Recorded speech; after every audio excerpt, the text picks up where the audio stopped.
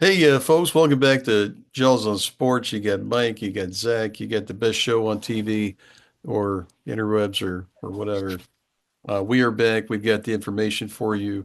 And we got a great show tonight. Going to talk about the NBA midseason, in particular how the Oklahoma City Thunder, defending champs, are doing. And we're going to talk about the final eight in the NFL playoffs, which those games start today on Saturday here in a couple hours. How you doing, Zach? Doing all right. All right. This guy sometimes when you ask him questions like that, he's a man of few words, but those words move mountains. They really do. Yeah. No Um. BS intended. So So the NBA is actually interesting, though. It's not just OKC. So we got to set the stage for everyone else. let's do that. Um. We can do that.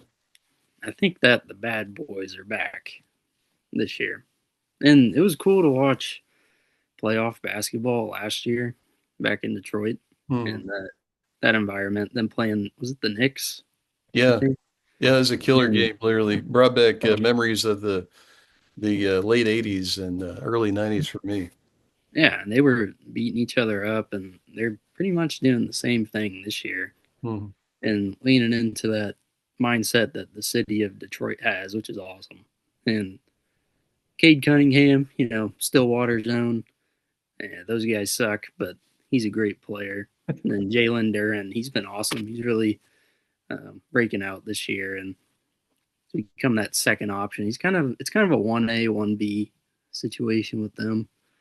And I really look forward to seeing them continue to grow. I think they'll be back in the playoffs this year, and I don't think there's going to be a Pacers like team that'll just go on a streak and beat everyone at the last second this year. I think that was kind of strange, but I like the Pistons this year. I really do. Yeah, last year, the best thing I could say about the Indiana Pacers is they had that grit going. They were never down for the count. That we saw them make all these crazy comebacks that just didn't make any sense at all. Doesn't seem like there's a team like that this year. But you kind of hit on the head with Detroit. Detroit's been real good this year. I'm looking at their standings now, 29 and wins, 10 losses, about halfway through. Um, just they've been playing pretty darn good. And Kate Cunningham, he's a star. They got a bunch of role players there that are solid. They're looks like they're 5 games clear of Boston in the Eastern Conference at almost the halfway point. Boston's interesting too, though, because they're succeeding right now without Tatum. Yeah, And yeah. Tatum, he gets a lot of flack, which I don't necessarily agree with. That guy, he's amazing. And there's moments that people remember from him kind of messing up at the end. And that's what you remember. You remember those instead of all the great plays he's made for him and his teammates winning the championship and then going to the championship that other time. So it's interesting watching them succeed. I think Jalen Brown, he's showing that he's worth all that money. The last couple of years, I didn't think that he was. But this year, as the number one guy, he's shown out and done a great job. And Derek White and Peyton Pritchard on the outside, those guys are two of the best role players in the NBA. 3 and D guys, but they hit their threes at a very high level. And they're playing really good ball right now. I don't know if that'll continue to carry over. And I do wonder which team is going to kind of break out in that second half of the year after the All Star break. Because there's always a team or two that does. They're kind of hovering around 500 or so, Hmm. and they just start beating everybody up. I don't know who that's going to be this year, but I really do like how the Celtics look right now. I think they're Yeah, playing really good. I like what they're doing too. I mean, kind of like we talked about this some several months back. I thought that Boston was really going to regress this year. I mean, they're only what uh 16, 17 months from winning a championship. Um, but Jason Tatum is one of the best players in the league. It's hard to replace that, and you can't actually replace that. But Jalen Brown's really stepped up. A lot of people just thought that he was the Robin to Tatum's Batman all these years, but he's a freaking dog out there. Almost 30 points a game, taking care of business on a nightly basis. Celtics are good. I know quite a few Celtics fans who are real apprehensive about this year, and they're pleasantly surprised. I think it goes to show that their guys that they have that aren't necessarily the stars are pretty darn good players. Yeah, Yeah. and yeah, the East is so open because of all those injuries. I will Mhm. just touch. I don't have to say anything else on it, but the Pacers, how much I really appreciate Halliburton right now. Yeah. Yeah. Watching that team without him, and then Miles Turner leaving as well. They don't have that anchor in the middle anymore. So I always knew Halliburton was good. I remember when he popped up on the Olympic team a couple years Yeah. ago, Yeah. and I was like, that guy is really good, but is he that good? And he is. And you can tell this year they're terrible. And I think that they're paying for whatever deal they made with the Devil last year to win all those games. They're getting burnt right now, but hopefully he's doing okay and um, getting healthy, and everyone else as well, because they've had a lot of injuries to Nemhard and Siakam. Those guys have been banged up too. Hmm. So I hope they can get better and they'll be back next year. But that's all I got on them. And then the Knicks, that's the only other team in the East that intrigues me because Jalen Brunson has taken a step this year. And as great as he was, and he was a killer last year, he's even risen that to a new level this season. And Cat's playing well. He's really found his role down low. He's still shooting good threes, but I think defensively they've taken that step up with Ananobi and all those guys. They're kind of like I think other teams are trying to follow that OKC blueprint that everyone has to be on the same string playing the same type of ball. Yeah. Yeah. Yeah. The thing, the Knicks have, I think, three former national championship Villanova players on their team. They had four for a while. Um, those guys are great. Brunson, Towns. Karl Anthony Towns is one of those guys that I remember going back to his collegiate days that, okay, why is this guy out there at 25 feet, shooting threes? Why is he doing that? And that's just how the game was trending. He can play great inside, great on defense, rebounding, rim disruptor, and all that stuff. But yeah, the Knicks are playing well. They're hanging tough out there. They've got probably the most critical fan base in the NBA. If they suck, you know, they they uh, they can't move without somebody throwing crap at them. You guys suck, and all that stuff. Um, but they're good. They get uh 25-16 at this point, third place in the conference. Just a solid season. Probably about where they should be as far as expectations preseason work. I think the East is going to be a bloodbath come April. I really do. I think Mhm. that there's not really a clear this team's the best. I think if anything, I was talking about a team that'll emerge the next couple months. It's going to be out of the East. It's going to be someone we aren't talking about right now. That they're quietly, they might be losing games by 6 points, but eventually they're going to start clicking and really go on a roll here. Yeah, Um, one team in the East I always have to look out for is a team that the Oklahoma City Thunder playing today, the Miami Heat. I mean, they're bordering on 500 right now, but I've always thought that Eric Spoelstra was, if not the best coach in the league, he's in the top tier. We've seen this team get to NBA finals with a squad that should be 500. You know, they always get the best out of it. Right now, they're sitting in that eighth slot. They're going to get pummeled by the Thunder today. Sorry, Heat fans. But watching out for them. If you look, I'm looking at the standings right now from 2 to 8. It's only 5 games difference. So lots can happen there. As we go into the midseason All Star break. Um, Injuries. NBA season's a grind, especially when you get to February. Those tired legs and all that. yeah, Uh, yeah. yeah. I I think the interesting story right now is the Spurs because Okay. Wemby's playing well, but he's still on a restriction. And I'm kind of worried he's going to have injury issues down the road this year. So there's going to be a team that looks great right now, but they're going to start getting hurt and just fall off. I don't know who that's going to be, but it's not about him when you watch the Spurs. It's about everybody around him. I think he does make his teammates better. They really have those elite outside scorers, and they have guys that are willing to get in your face on defense. You know, De'Aaron Fox as a role player, that's crazy. And if I said that 5 years ago, you call me nuts, but he's really found his spot there. And then Yeah. everyone's talking about the rivalry with Chet Holmgren and Wemby. It's really Stephon Castle and SGA. That's what it's been. That's what the Showtime's been the last 4 times they played. Mhm. And I was telling my buddies, I hope they clash in the playoffs, but knowing the Spurs, they'll lose to a team like the Suns or something in the first round. They won't even get to play OKC.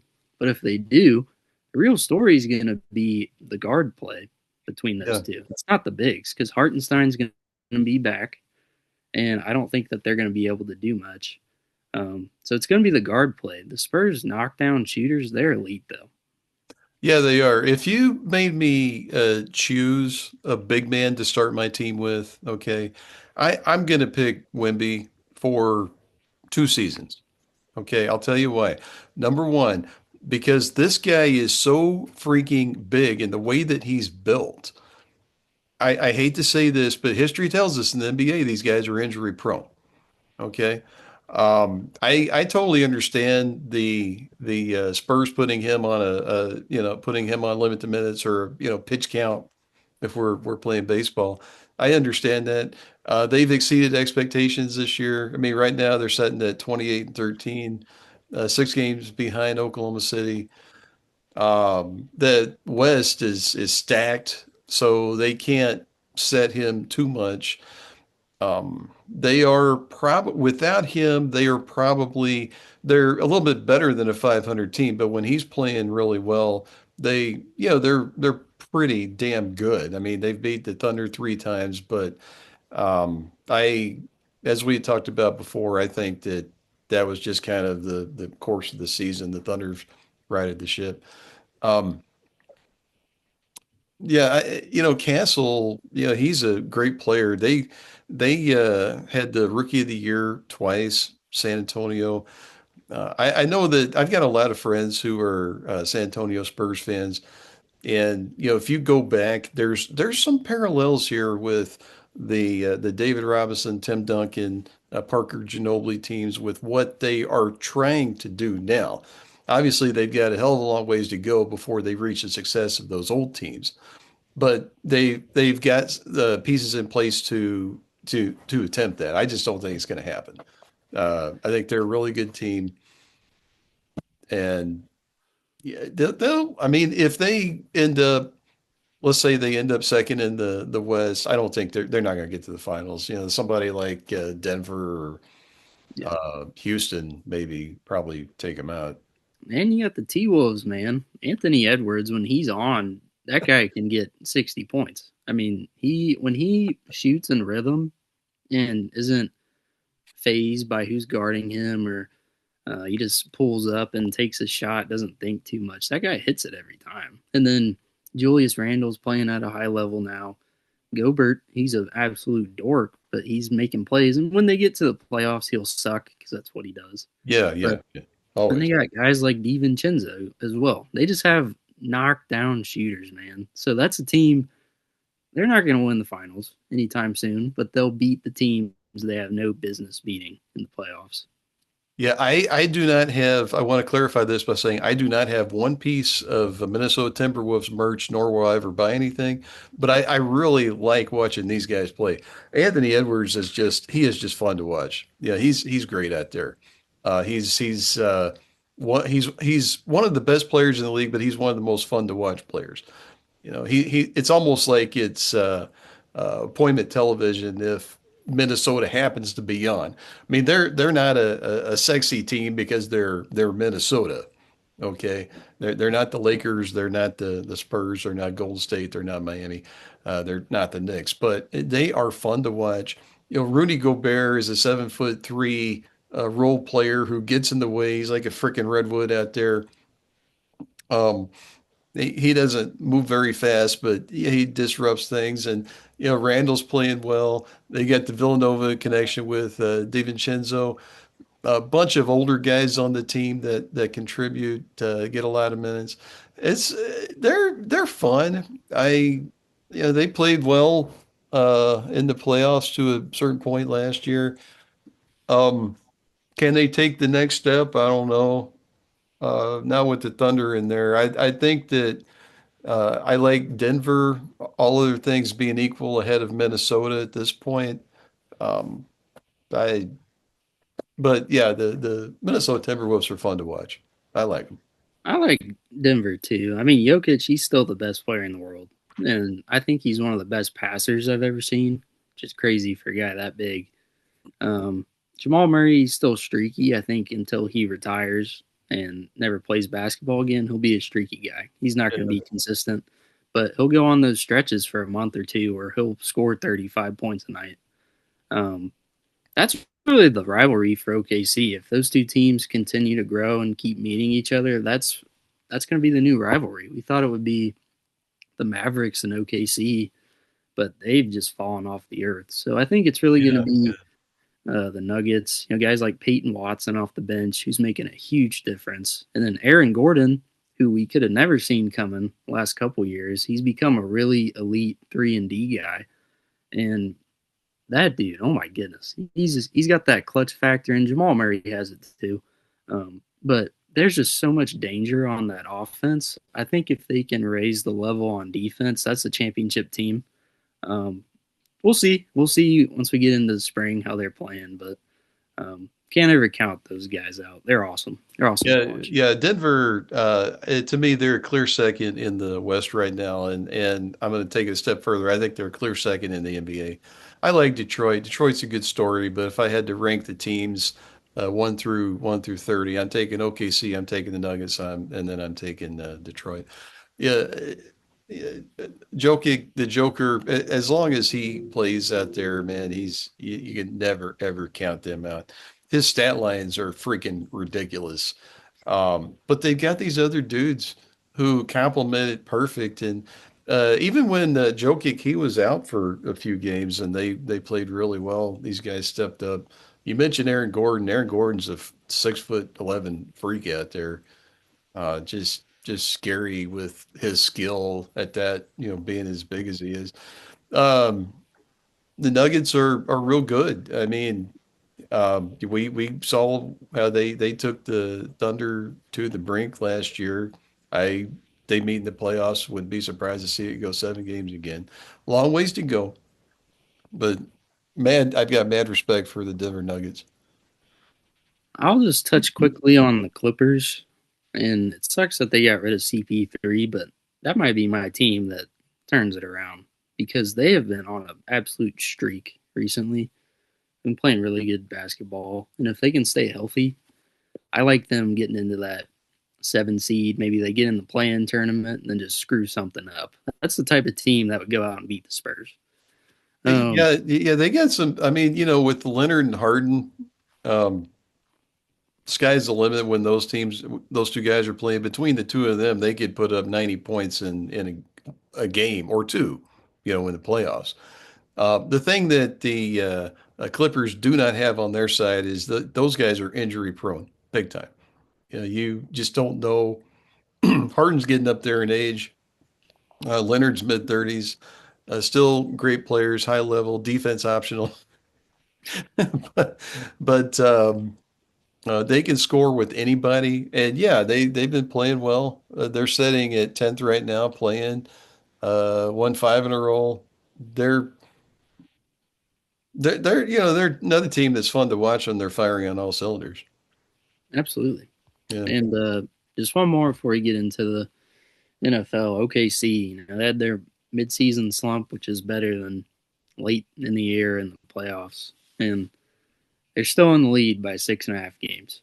So The Almighty has fallen, but they're still in the lead. They're getting their footing back. Um, Shea's still playing at an MVP level. He hasn't changed at all. And Jalen Williams, he's getting his hand back a little bit. You could see he came back and he played really well for the first 2-3 games, and then Mhm. I think it started kind of wearing on him that he was using his hand again. Yeah, Uh, I but agree. he's doing a great job now. He's playing great on defense, and he's not clanking it off the front iron anymore. So I think he's getting that strength back. Guys like Case and Wallace probably going to be a first team all defense guy. Fuzzy's Taco is giving him his own queso, so That's he's freaking moving. glorious. He's moving up in the world. They haven't had iHeart out there, so when he gets back, they'll be lethal still.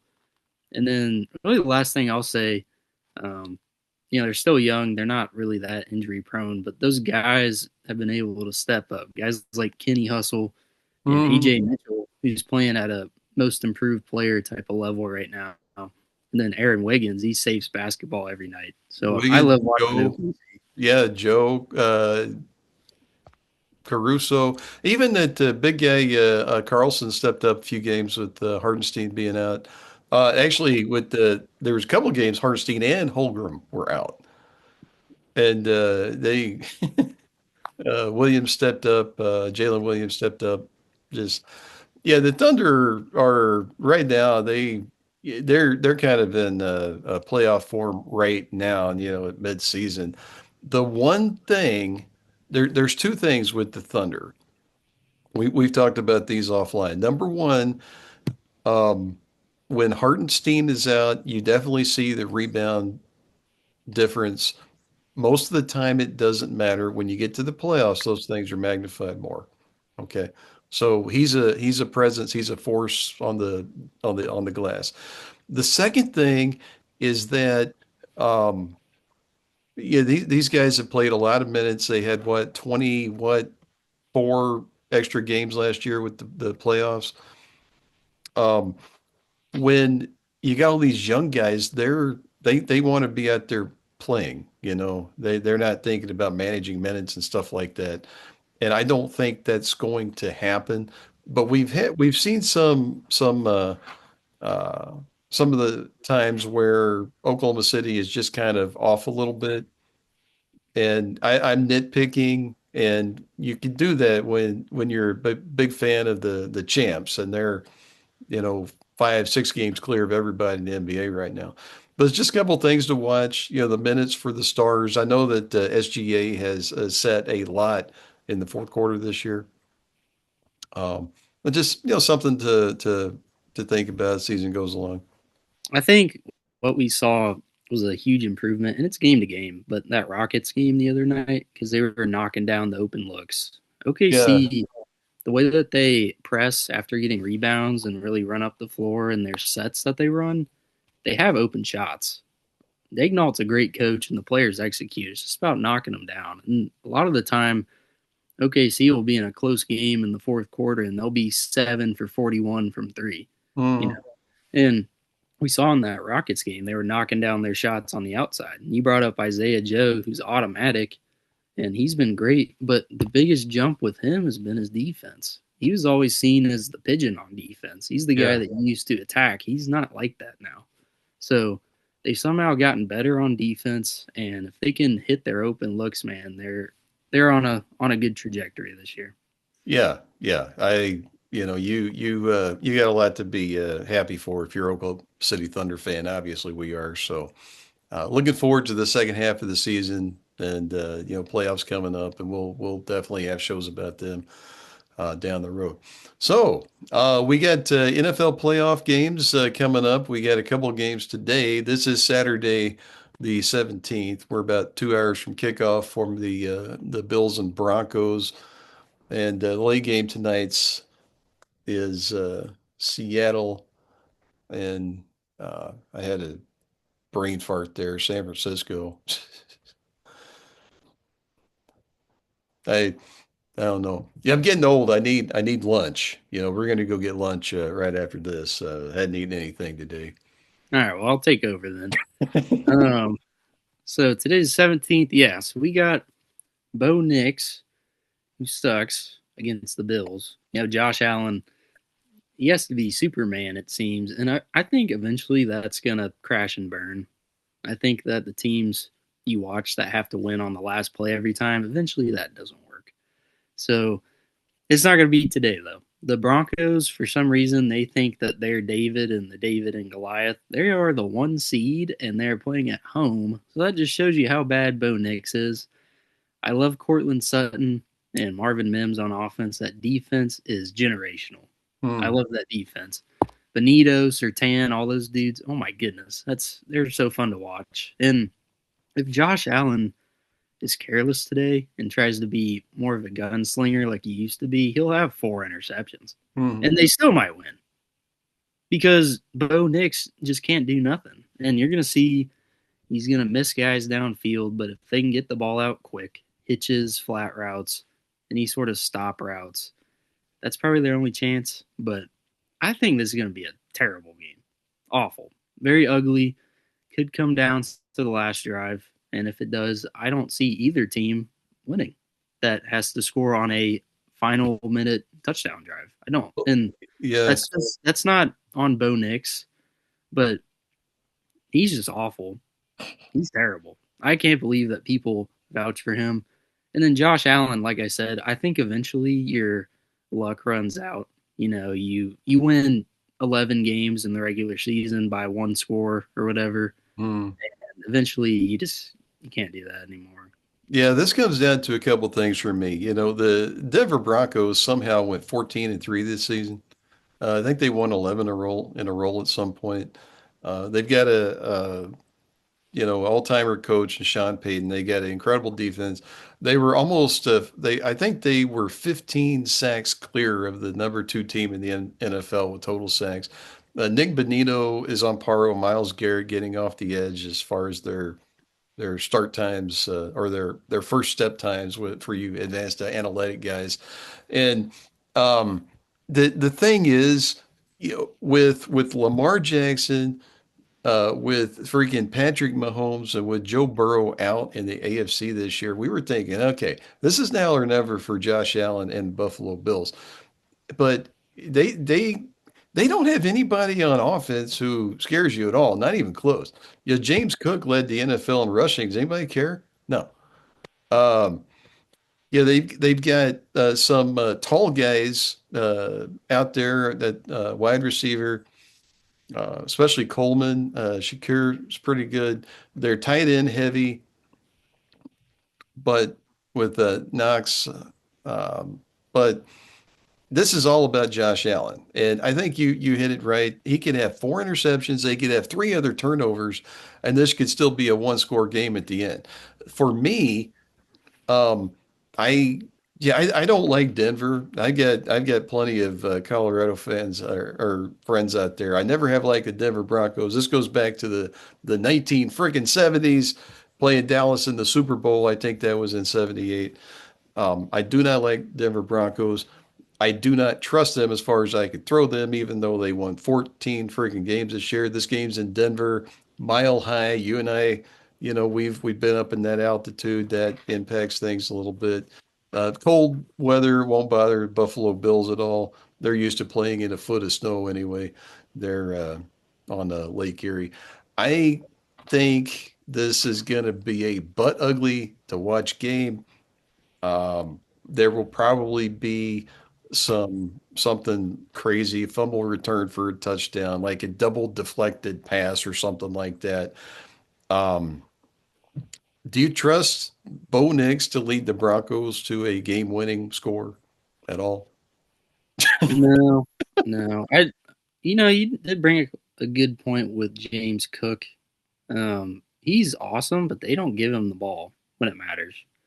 So this is interesting. I don't trust Bo Nix, and I can't remember the fellow's name. I think it's Franklin, number Yeah, 11. Franklin. You talk Yeah. about Cortland Sutton and Mims. He's going to be the impact player today. So Yeah. if he has a good game, then they have a chance. But I'm going to go with the Bills. I think Bo Nix sucks. Yeah, I get the Bills too. We got 8 minutes here, so let's at least get through next one. The second game tonight, San Francisco at Seattle. Um, every time I pick against 49ers, they somehow freaking come out on top. And if Sam Darnold, the dude's got to play. I don't know how limited he is with this oblique abdomen injury. If he doesn't play, this game might be 6-3 final. Yeah, Um, yeah, I mean, Darnold, you don't think of Sam Darnold and being a great player. He's quarterback teams to 28 regular season wins the last two seasons. That's nuts. Alan yeah, Brady never did that. Mahomes hadn't done that. yeah. Um, he's not on their level. But um, Seattle's defense totally shut San Francisco down just a few weeks back. I was watching that game and the final score was 13-3. It might as well been 50-0. Wasn't that. Um, yeah, but look, I've said this before. I'm not a 49er fan. I truly think that Kyle Shanahan gets the most out of his players than anybody else on the offensive side in the NFL. Robert Salah went from getting cast out as a head coach in New York Jets back to defense. They lose freaking Fred Warner. Um, they lose Boza, and they make plays. They're opportunistic. They make plays. I hope they lose, um, but you cannot count out the San Francisco 49ers. No, and the interesting part with Darnold being limited is that should open it up more for Kenneth Walker and Zach Charbonnet. Hmm. And if you're going to win in the playoffs, you got to run the ball, especially Yeah. at home. But JSN's been playing really well. Um, Defensively, though, I think it's interesting for them because Kittle's out now. And Hmm. my thing about the 49ers is what I just said doesn't matter because they have been so plug and play the last couple years. Whoever they put in there for Ayuk or when CMC goes down or Kittle or Purdy, even Jennings even, Mac, yeah. Mac Jones came in and played well this year. Hmm. That system works for everybody. So I can't pick against the 49ers. I can't stand them, but they are a team. They're a team. They're not just going out there and playing positions. All these guys are plug and play, and they can make it happen. They can win at a high level. I'm taking the Niners. I think they're going to win. I'm going to take Seattle, but it's not because of their offense. I think that their defense is going to do something. They have great interior D-line pressure.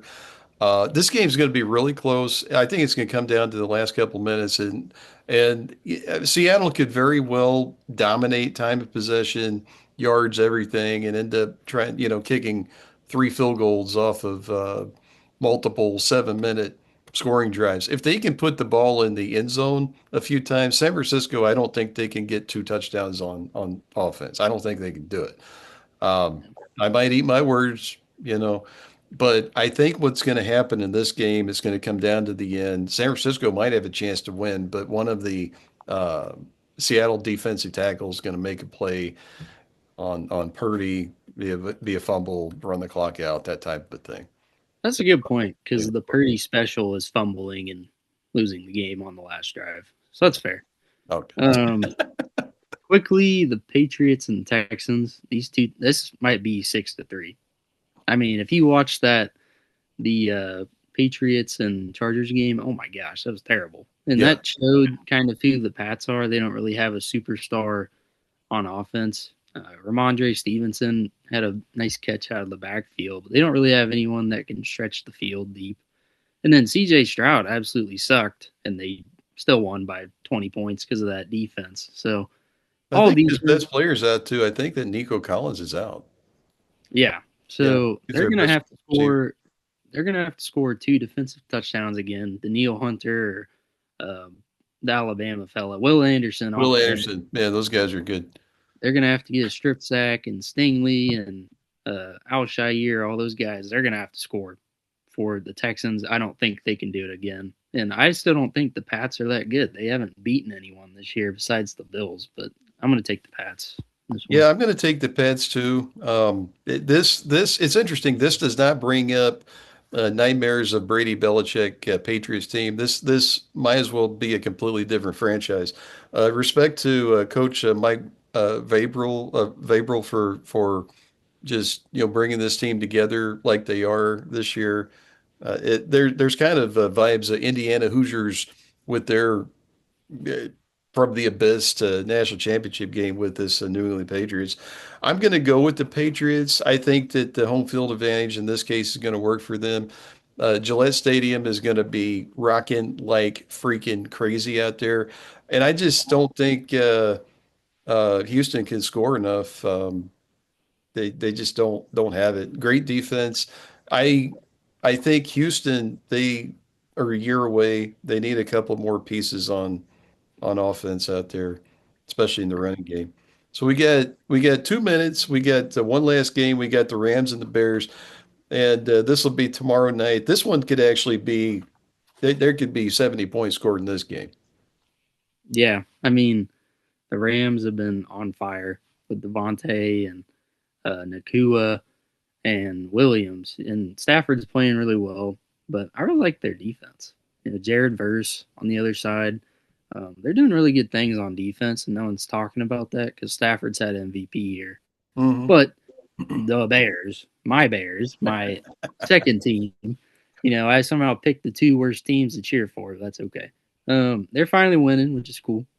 I always believed in Caleb Williams, and he's an OU guy, and he says he is, so I respect him for that. He's been awesome. He really grew this last year under Ben Johnson, and they've been awesome to watch. And if Odunze is even average in this game, I think they can do really good things. But DJ Moore has been awesome.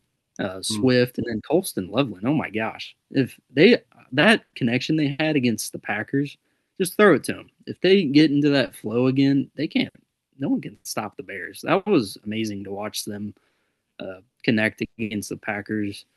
Anytime he threw that ball up, you knew it was going to 84, and you knew 84 was going to catch it. So Yeah. I like the Bears. I think the Rams are going to win. Yeah, I Yeah. don't trust the Bears to win again.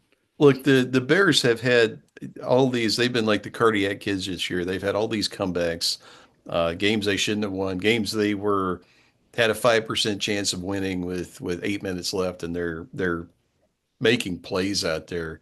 Yeah, Caleb Williams, his just resurgence here, or I shouldn't say that. The dude is just in his second year.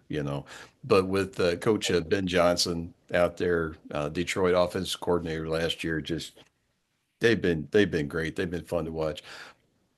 The Rams, top to bottom, probably have the best team left in the playoffs, but um, I don't know. Could there be some? Stafford's won. Yeah, He's won at a high level. He knows how to win in the playoffs.